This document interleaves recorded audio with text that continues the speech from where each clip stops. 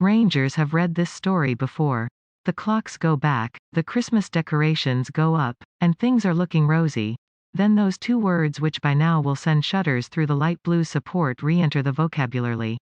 Winter. Break. Twice now the squad has jetted off to Dubai with the feel-good factor returning Ibrox, having gone into the winter break off the back of a massive win against Celtic. Those successes brought a gloomy outlook to the east end of Glasgow, with Hoops fans anxious they wouldn't get a crack at 10 Indiana A, row, while on the other side of the city supporters were optimistic of a sea change in the power dynamic of the two clubs. Weeks later, those predictions had vanished. But this winter will be unrecognizable from those of the past two campaigns. His predecessor stood in a hedge after humiliation against Prague Niederkorn.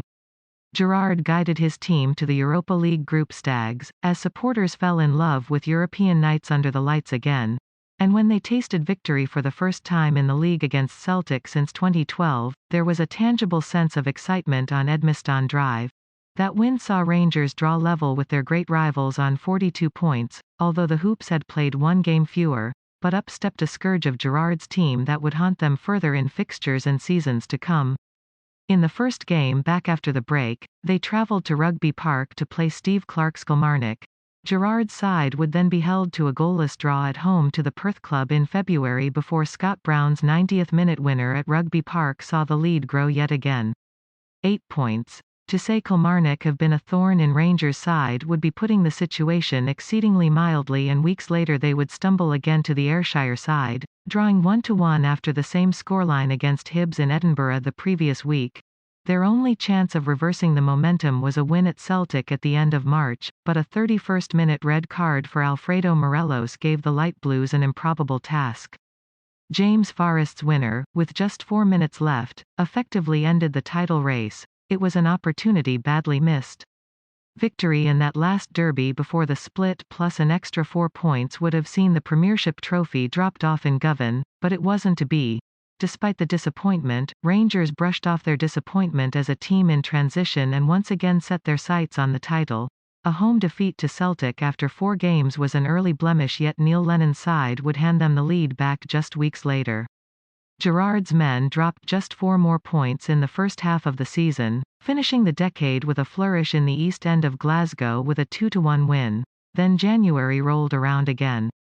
Safe in the knowledge that a win in their game in hand at home to Aberdeen later in the season would see them overtake their rivals, they set off to do better than the previous season, and they did. Kind of. Last season's first stumble came in the first game back.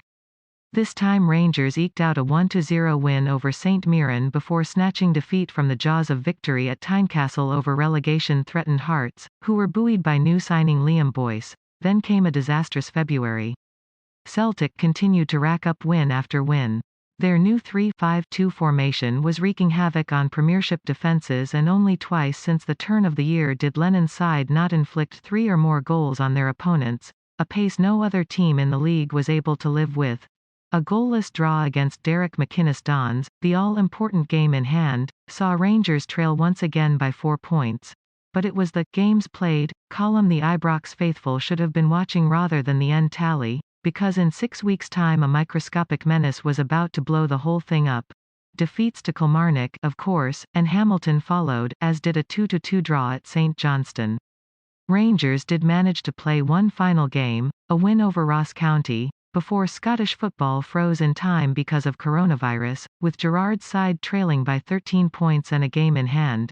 Whether something went badly wrong during the warm weather camp in Dubai for 2 seasons straight, or the players got weary because of the rigors of a successful Europa League run, or any other reason floated in the post-mortem of both of Rangers' title bids under Gerrard, things will be different this time. That's not to say there will be a different outcome, but that this is a season unlike any other. In a condensed fixture calendar, this campaign will not be punctuated by winter break. Instead, January is about as grueling as it gets for the Light Blues. Celtic at home on the 2nd, followed by trips to Aberdeen, Motherwell and Hibs, with Ross County's visit to Ibrox in between the latter two. If Rangers dream of stopping 10 Indiana A, row is to happen this year and 55 is the number to define this season instead, then. January is going to be absolutely vital. Get through that period with, say, 4 wins out of 5, one of which being the Derby, and then fans can truly say, "It's on." Perhaps as the games just keep on coming, it will be a massive benefit for Rangers to have no time to think about their lofty league position. There's also the fact no fans are present, which even Gers-minded pundits such as Neil McCann have suggested may be helping the players. The Hoops got the job done in their quest to stop 10 Indiana A-Row in 1998, but fans who attended Parkhead back in that season know the atmosphere wasn't always positive. Time will tell if 2020-21 really is the season Rangers break up their rivals' historic run, but they'll be hoping it's not a dry January points-wise.